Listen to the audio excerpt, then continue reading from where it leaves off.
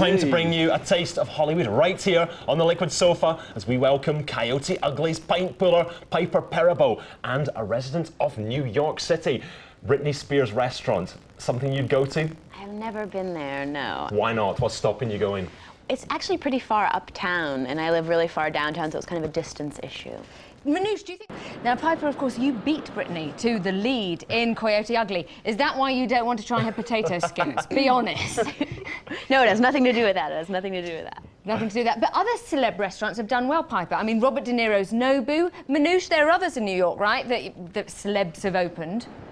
But Lost and Delirious, Piper, your lesbian set in a boarding school flick. That's one I want to see. Hey. You took that round the festivals. Which are the ones in America you would do, the film festivals? We went to Sundance in America, and then we took it to a lot of film festivals in Europe, but So- not the Hollywood one. Not the Hollywood. Cannes one is the best. People get pickled. Tonight's featured guest started her film career as a slimy cephalopod before going on to star as a slinky cocktail shaker in Coyote Ugly.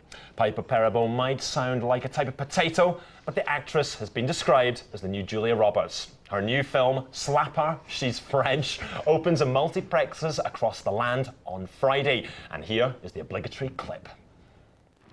Piper, clueless with a smidgen of Amelie. How fair a description? A pretty fair description, actually. It's sort of loosely based on All About Eve, the script itself, and I think it's pretty funny. I think people like it. Did you like, it is a great film, did you like playing somebody who's quite dark? I mean, Yeah. compared to being all innocent and sweet. Yeah, usually I play the goody two-shoes, so it was my first villain, and it was a lot of fun. And the French accent as well. How hard did you have to work on that there? Well, I mean, the film itself is a bit of a satire, so it was sort of ramped up for comedy's sake, but it was fun. I like the theme about sort of, were there any girls that you went to school with who you were quite pleased seeing you now all successful? Because it's sort of, it's not vengeful, but there is an element Quite of that. bitchy. I don't mean like that, but were you bullied, is what I mean? Or were there girls at school that you didn't really like? Well, yeah, I wasn't a cheerleader at school. I was a bit more bookish, and so it's sort of fun to play the cheerleader, get another crack at it, you know.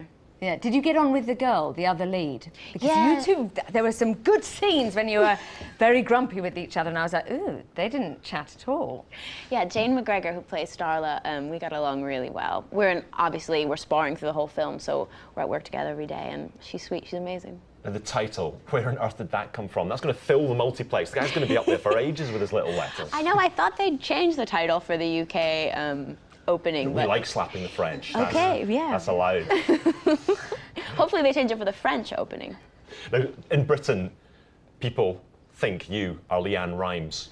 The song from Coyote Ugly, Can't Fight the Moonlight, was #1 over here. How confusing does this get for you? It's a little confusing, but she's not a bad person to be mistaken for.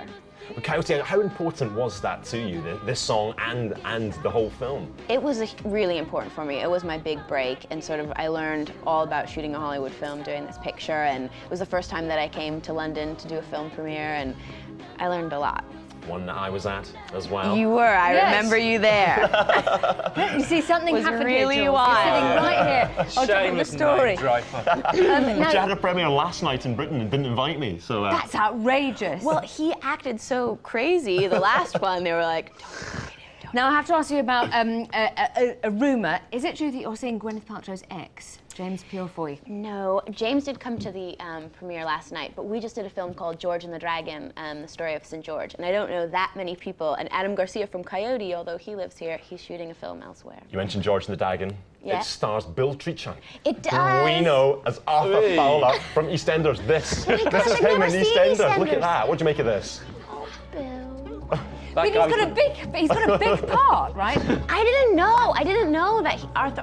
We don't have this in America, so I didn't know he's this big famous thing. I'm going to give you tapes of Arthur. I would like. Well, tell us about George and the Dragon then. What's Arthur? Is there an allotment in Well, George and the Dragon? I play the princess who's captured by the dragon, and so Bill plays the king's right-hand man. And so during my rescue, he's sort of with me all the time and sort of keeping an eye on me, and he's got his trusty sword ready. So Nice. Bill and I were sort of trekking all around Europe together. Good Actually, with swords and trowels. Yes, yes. Got it on the CV. all metal tools. Any kind of metal tool. But if there's a Christmas fund, watch out. yeah. Still to... Point. Piper, good luck with the film. Thank you very much for coming in. Thanks for having me. Cool. That's it from us. Next in choice, the delicious Dermot takes on Elvis for a redose of Recovered. We're back tomorrow night here at 7 when we say hola and hello to Dolly Parton. Till then, goodbye. Good night.